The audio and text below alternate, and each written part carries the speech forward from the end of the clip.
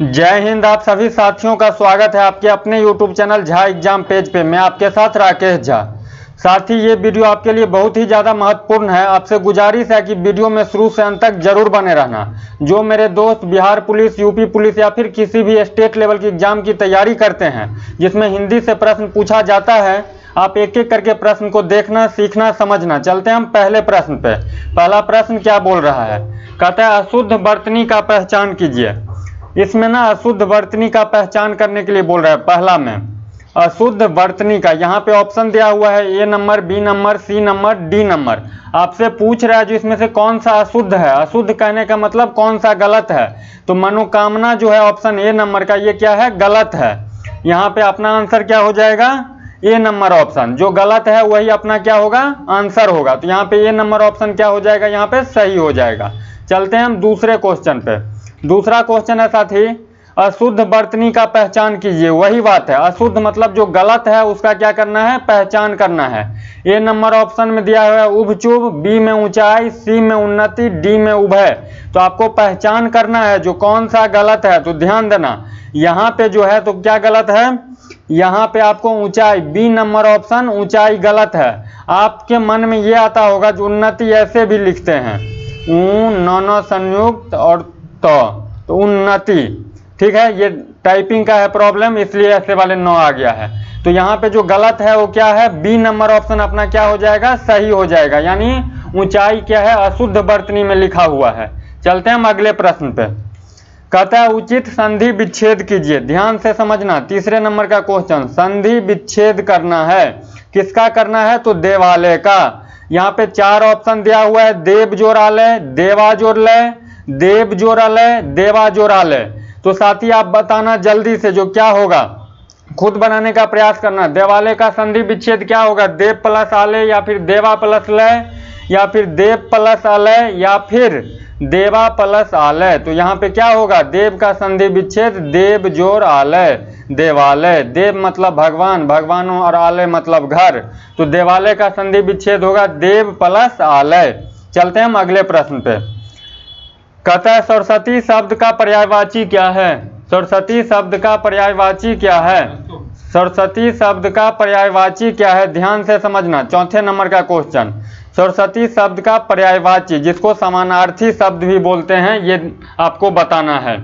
तो सरस्वती का पर्यायवाची यहाँ पे ऑप्शन दिया हुआ है शारदा, निर्निधि, महाश्वेता, बागेश्वरी। तो आपको बताना है सरस्वती का पर्यायवाची क्या होगा। ध्यान से समझना, सीखना। तो सरस्वती का पर्यायवाची शारदा, सरस्वती का पर्यायवाची महाश्वेता, सरस्वती का पर्यायवाची बागेश्वरी। आपसे पूछ रहा है नहीं है, ठीक है। तो यहाँ पे कौन सा हो जाएगा? यानी बी नंबर ऑप्शन नहीं है। जो नहीं है वही अपना क्या हो जाएगा? आंसर हो जाएगा। तो सरस्वती का पर्यायवाची निर्निधि नहीं है। चलते हम अगले प्रश्न पे। कहता है 5वां नंबर वही है, रत्नाकर निम्न में से किस विकल्प का पर्यायवाची है? रत्नाकर किसका पर्यायवाची है? ऑप्शन दिया हुआ है, क्या क्या दिया हुआ है? विष्णु, शत्रु, सूर्य और समुद्र। तो रत्नाकर में से किसका विकल्प का पर्यायवाची नहीं है? किस विकल्प का पर्यायवाची नहीं है? तो आपको बताना है। तो यहाँ पे मैं बता देता हूँ क्या होगा। समुद्र का पर्यायवाची रत्नाकर। रत्नाकर निम्न में से किस विकल्प का पर्यायवाची है? तो रत्नाकर जो है वो समुद्र का क्या है? पर्यायवाची है। चलते हैं हम अगले प्रश्न पे। कहता है निम्न में से, निम्न मतलब नीचे दिए हुए ऑप्शन में से किस शब्द में आइन प्रत्यय नहीं है? एक होता है उपसर्ग, जो शब्द के शुरू में लगता है, शब्द के शुरू में, शब्द के शुरू में, ठीक है।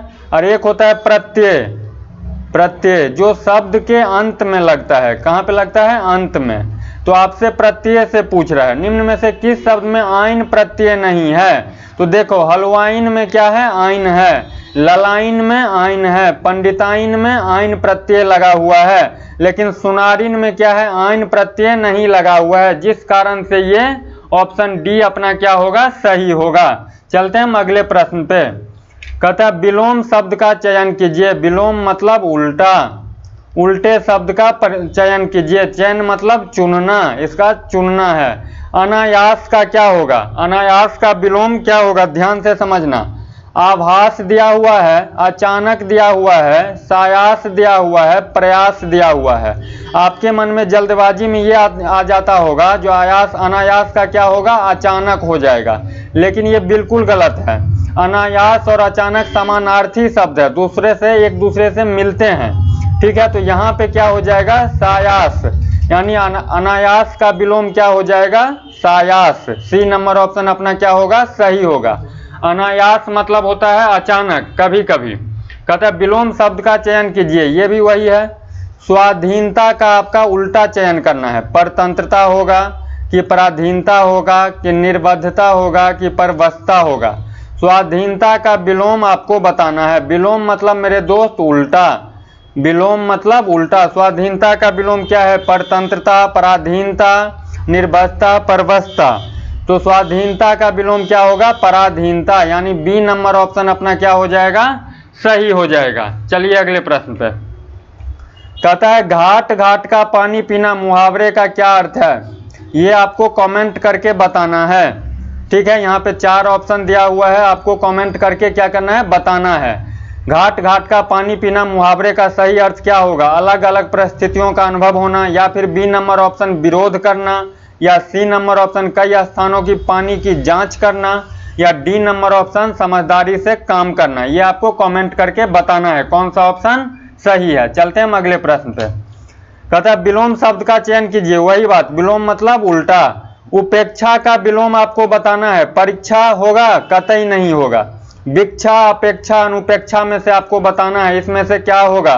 उपेक्षा का विलोम परीक्षा कभी नहीं होगा। अब आपके सामने बच गया भिक्षा होगा कि अपेक्षा होगा कि अनुपेक्षा होगा। तो विलोम शब्द उपेक्षा का क्या होगा, उपेक्षा का विलोम होगा अपेक्षा, यानी सी नंबर ऑप्शन अपना क्या हो जाएगा, बिल्कुल सही होगा। उपेक्षा का विलोम अपेक्षा, परीक्षा भी नहीं होगा। चलते हैं हम अगले प्रश्न पे। कहता है गरिमा का विलोम शब्द, गरिमा का विलोम शब्द आपको बताना है। लघुमा होगा कि कालिमा होगा कि लघिमा होगा कि अरुणिमा होगा। गरिमा का विलोम आपको बताना है मेरे दोस्त। गरिमा का विलोम क्या होगा, तो गरिमा का विलोम मेरे दोस्त होगा इस 4 ऑप्शन में से लघिमा होगा, यानी सी नंबर ऑप्शन अपना क्या होगा, सही होगा। चलिए अगले प्रश्न पे। कहता है किसी के प्रति उदारता एवं कृपा पूर्वक किए जाने वाले व्यवहार है। किसी के प्रति उदारता एवं कृपा पूर्वक किया जाने वाला व्यवहार है। अनुग्रह, अवग्रह, पूर्वाग्रह और निग्रह। अनुग्रह, अवग्रह, पूर्वाग्रह और निग्रह, इसमें से आपको बताना है जो क्या होगा। अनुग्रह, अवग्रह, पूर्वाग्रह और निग्रह में 5 सेकंड का आपको टाइम देता हूं सोचने का। 5 सेकंड में आप जल्दी से सोचो क्या होगा। अनुग्रह, विग्रह, पूर्वाग्रह और निग्रह क्या होगा। तो यहाँ पे जो ऑप्शन होगा ऑप्शन नंबर ए अपना क्या होगा, सही होगा, जो क्या होगा, ठीक है। चलते हैं हम अगले प्रश्न पे। अगला प्रश्न क्या बोल रहा है, कहता है हमेशा रहने वाला, हमेशा रहने वाला, शाश्वत, पार्थिव, शाश्वत, पार्थिव, प्राणत्व और समसामयिकी। हमेशा रहने वाले चीज को क्या बोलते हैं, शाश्वत होगा कि पार्थिव होगा कि प्राणत्व होगा कि समसामयिकी होगा। तो जो चीज हमेशा रहता है उसको क्या बोलते हैं, शाश्वत, यानी ऑप्शन नंबर ए अपना क्या हो जाएगा, बिल्कुल सही है। हमेशा रहने वाली चीजें शाश्वत। चलिए अगले प्रश्न पे। अगला प्रश्न है आपके सामने, अगला प्रश्न लाइए। कहता है विधानमंडल द्वारा पारित क्या होता है। 13 नंबर क्वेश्चन है, विधानमंडल द्वारा पारित क्या होता है। अधिनियम या फिर अध्यादेश, या सी नंबर ऑप्शन नियम या फिर विनिमय। कहता है विधानमंडल द्वारा पारित क्या होगा, अधिनियम होगा कि अध्यादेश होगा कि नियम होगा कि विनिमय होगा। तो यहाँ पे जो होगा मेरे दोस्त ध्यान से आप एक बात समझ लेना, विधानमंडल द्वारा पारित अधिनियम होता है, यानी ऑप्शन नंबर ए अपना क्या होगा, बिल्कुल सही है। चलते हैं अगले प्रश्न पे। कहता है पुरुष एवं स्त्री का युगल क्या कहलाता है। पुरुष एवं स्त्री का युगल क्या कहलाता है, पति पत्नी, दंपति, युग्म या फिर जोड़ा। तो देखो युग्म और जोड़ा एक ही बात है, पति पत्नी, ठीक है। यहाँ पे क्या हो जाएगा, ऑप्शन नंबर बी अपना क्या हो जाएगा, दंपति। पुरुष एवं स्त्री का युगल दंपति। चलते हैं अगले प्रश्न पे। कहता है भारतीय दृष्टि, इसको दृष्टि पढ़ना है। भारतीय दृष्टि आध्यात्मिक है जबकि पाश्चात्य दृष्टि का आधार खाली स्थान है, यहाँ पे आपको ऑप्शन से भरना है।